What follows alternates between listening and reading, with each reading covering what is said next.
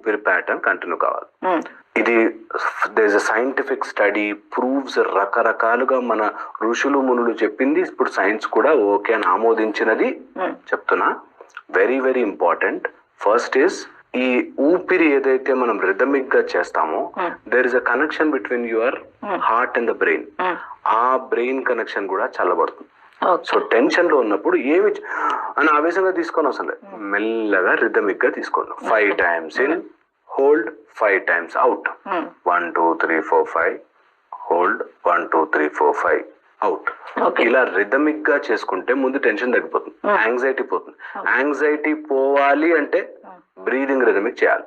Simple. యాంగ్జైటీకి ఇంకా మీరు ఏ మందులు వాడిన అవసరం లేదు, రిథమిక్ బ్రీదింగ్.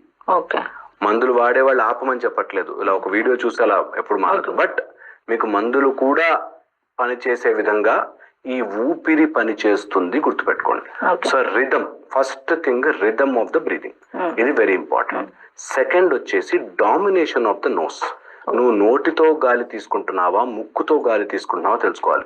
జనరల్ గా మైండ్